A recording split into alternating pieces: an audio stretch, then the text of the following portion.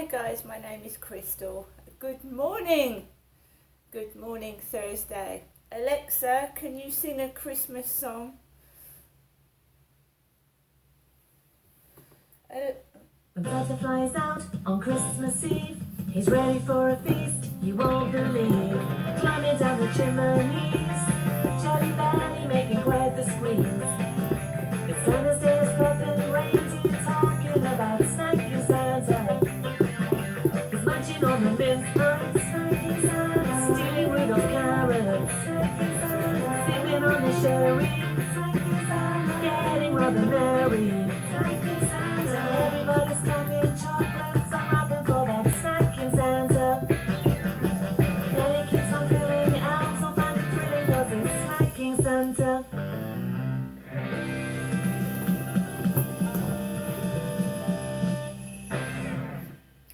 Wow, snacking Santa.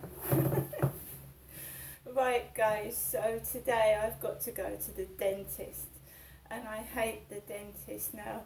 It was Dr. Newman at the Medway Maritime Hospital that said in this letter to my doctor who is Dr. Khan, an OPG x-ray today suggested that she had apical change in the lower incisor teeth, which is slightly unrelated, but she needs to go back to her dentist, who could take some periapical x-rays to check that area. So Dr. Newman told me to go back to the dentist. I rang the dentist a few days ago. They made me an appointment for today, which is Thursday. My dentist is Dr. Ashley Lupin's dentist in Railway Street, Chatham. So I shall be going from Rochester into Chatham. My mum Jennifer does not have a dentist at this moment in time. My mum says she hasn't been to the dentist in over 17 years. My mum. I'm up to date with my dentist. I go for a dental check at least every 6 months. Alexa, where are we?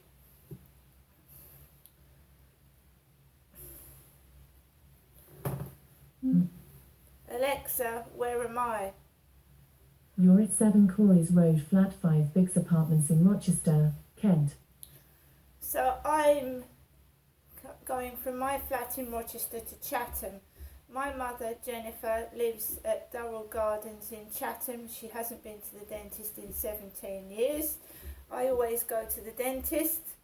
I have had trouble with my teeth since 2015 when I suffered an accident to my head and jaw, which cracked 9 of my teeth, and I've got nerve damage to my face. Okay, I am clean, I'm hygienic, I have a shower almost every day. I don't know where this abuse is coming from, where I'm being called derogatory names. I don't know where it's coming from at all. Even when a flat is cluttered, it doesn't mean that someone is dirty. I like my knickknacks. I've always liked my knickknacks. But I always wash, I always shower, and I always change my clothes. My sister Amanda used to change her clothes several times a day. So do I. Neither me or my sister were dirty. I can't speak for my sister to say if she was abused by my dad because I wasn't there. But I was abused by my father. And when you're abused, you have low self-esteem and low regard for yourself because you blame yourself for what your father has done to you. You feel dirty and disgusting, and you don't need other people to reaffirm what your father's made you feel, you know? When you're abused, you feel dirty, you feel disgusting, you feel degraded. You don't need other people to make stupid comments about something that, you know, is still not discussed openly. It's still hidden under the carpet, and victims hide away. They shy away. And people, you know, I don't think the church actually really helps people that have been abused because, you know, there's a bishop in the paper yesterday, a bishop in the Daily Mail. So when you go to the church for help, you've got to remember there are abusers in the church. In the Daily Mail yesterday, bishop accused of sex abuse cover-up is defrocked over misconduct with 2 women. A bishop accused of helping cover up abuse at a scandal hit music school has been banned from the Church of England for life after admitting sexual misconduct. The claims against Peter Hular, which relate to incidents with women in 1985 and 1999, were considered serious enough for the COE to refer them to the police.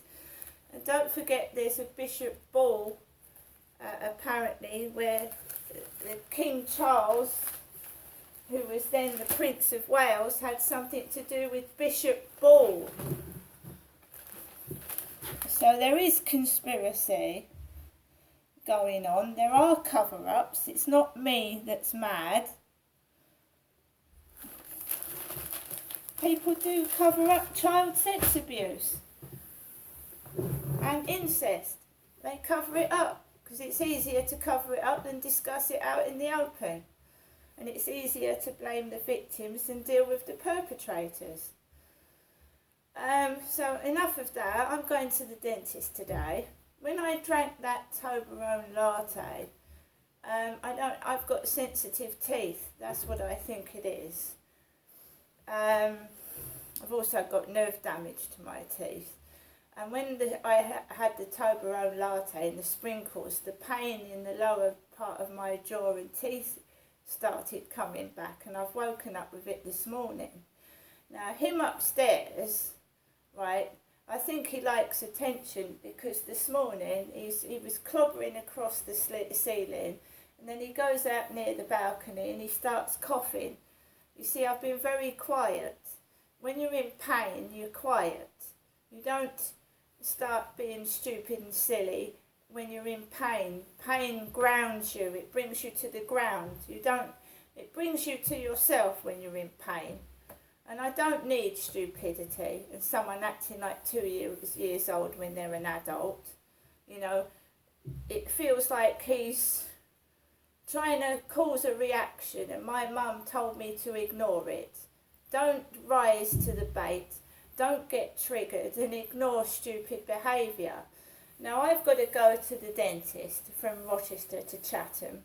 My mum, Jennifer, hasn't been to the dentist for over 17 years. That's her choice. I go to the dentist every 6 months. On my phone this morning, it came up, Instagram, Pooh Mama. Pooh Mama was doing a live on Instagram. Why would you call yourself Pooh Mama? Pooh Mama. Why would you call yourself that? Pooh Mama. And I am going to the dentist because my bottom teeth do hurt. It's probably an infection or something like that. But, you know, when someone suffers a trauma to the head, it does cause pain. And I've had this for 7 years. And it feels like people are using my pain to get entertainment value. So I used to go up to the hospital. When I first got electric shocks to my head and jaw in 2015, you know, it felt like electric shocks all around my face, neck, ears and head. And I'm going to say this, I actually sat on my bed and said, I have had enough of this, God. You know, I've had enough domestic violence. I've had enough mistreatment. I've been abused by men. I've been abused by my father. What else do you want to give to me? Just put me out of my misery. And I sat on my bed and said that in 2015 in Lansdowne Court. And then a few days later, I started to pull myself together. I was a wreck, a damaged, destroyed wreck. And I pulled myself together because my dad was a cruel man. The police sent me round to my parents to recuperate, and my dad said it was my own fault that I'd been struck and harmed. My father said it was my own fault. He had no sympathy whatsoever, and he sent me home and left me by myself. That was my father. He told me it was my own fault I'd got struck, and he sent me home to my flat and left me. Most parents, it doesn't matter how old a child is, when a child needs help, has them into their home and helps them. But my dad sent me home the next day in pain and agony and told me it was my fault.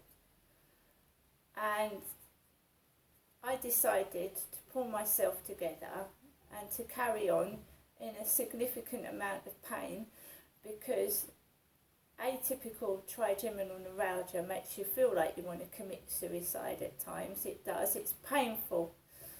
And I decided to do that to my dad, who'd abused me and told me it was my fault, and I pulled myself back together. And here I am now, and I won't give in. See you later.